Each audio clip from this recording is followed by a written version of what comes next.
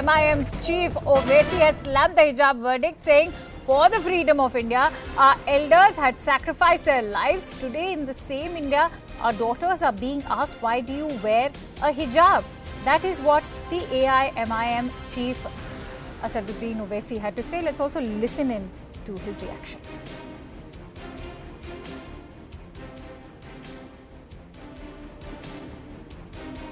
जिसमें कहा गया मुख्तलिफ दो फैसले आए, एक जज साहब ने हिजाब के ऊपर, एक जज साहब ने एक फैसला दिया, दूसरे जज साहब ने एक और फैसला दिया।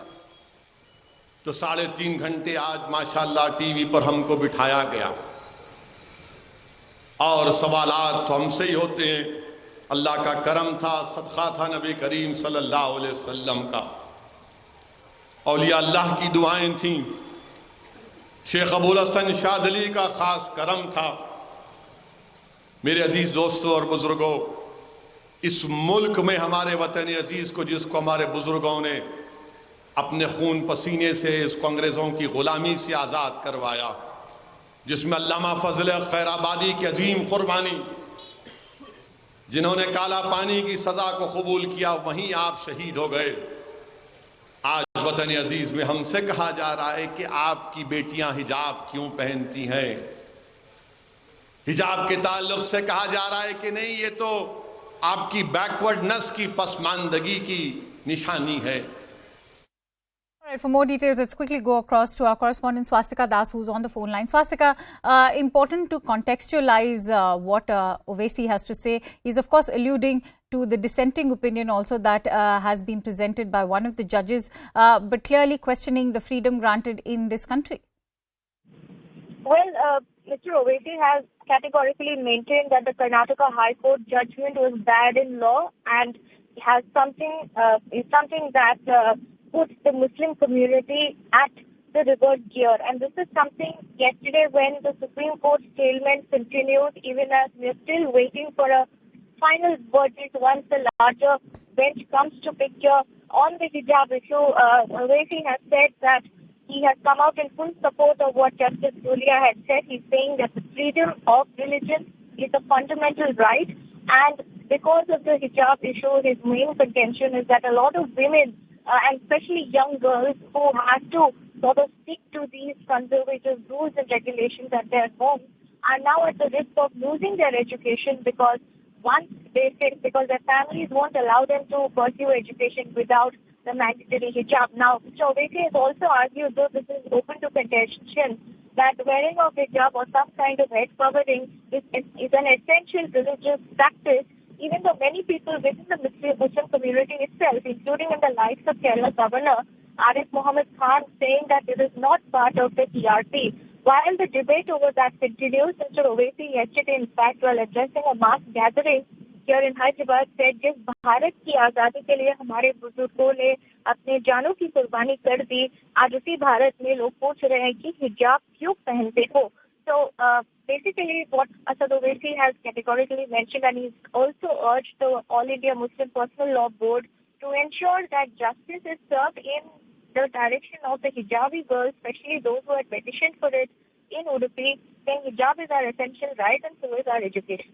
All right, Swastika, stay with us. I'm also joined in by Mr. Krishna Rao of the BJP. Mr. Rao, you heard what Assaduddin Owaisi has to say. He's, of course, stating that the verdict only goes on to indicate the backward mindset in our country. Do you think that the ban on hijab is an indication of a backward mindset, one that's also clamping down on the religious freedom of a certain community? No, I think MP Assaduddin Owaisi always gets ahead of himself because the issue is sub judice. Now, the court has ruled actually at a status quo at this point of time and has given freedom for the woman to choose. And now he's making this kind of random statements. And he talking about who should be feeling ashamed, he should be asking an Islamic nation like Iran, where the women are fighting against hijab. So, he should be worried about what the women are wanting rather than trying to impose the Shari'a in a secular state, while unfortunately Nehru has allowed that to happen No, Mr. where Rao, the as you personal rightly law, mentioned, that it is a matter which is sub judice, and we also know that this has been a split verdict. While there was a dissenting opinion coming in from Justice Dhulia, was talking about the whole freedom of choice. There was Justice Gupta, who of course upheld what the Karnataka High Court had to say, and perhaps that is what has rattled Assaduddin Owaisi, and this is also what he's taking a jibe at. yeah, you are 100% right. So he's unable to even take a status quo kind of a judgment, but he wants a complete, complete judgment which is supporting his ideology. And it doesn't work like that in a secular democracy like India.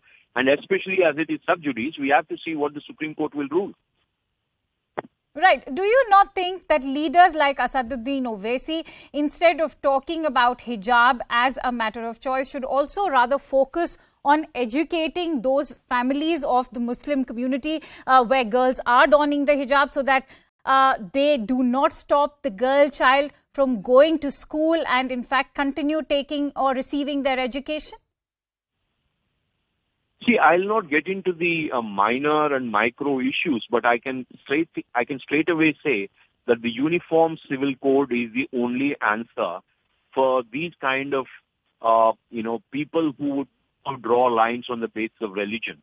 This is a secular nation. If it is so, it has to be one law for the entire nation. Right, Mr. Rao, I'd just like to refer to what Justice Dhulia had to say. He said that the education of the girl child should not suffer, and that the hijab should be a matter of choice, which is why I'm talking about what the problem that lies at the heart of this entire controversy is, that young girls who don hijabs might be in fact at the receiving end as far as receiving their education is concerned. That might get disrupted and is already getting disrupted. So what is the kind of role that we can expect from leaders like Assaduddin Owaisi, or even say perhaps the Shahi Imam or even the Islamic clerics? Really, someone who's representing his community, he should be worried about empowering girl children, and especially giving them the right to education. Now, instead of that, he is going the opposite way. So his community certainly should look at him and consider who he is. If he's the leader, he would do what is good for the young children, the girl children who can educate themselves, and an educated girl can actually transform her own family, entire family and a society. But Assaduddin Owaisi politics doesn't want that. He wants some remote law to be, and a tribal law to be enforced in a secular, free nation like India. Mr. Rao, when the matter was being argued back at the Karnataka High Court, there was also the role of politicization of the agitation which was being led in Karnataka earlier this year, in fact in December last year as well.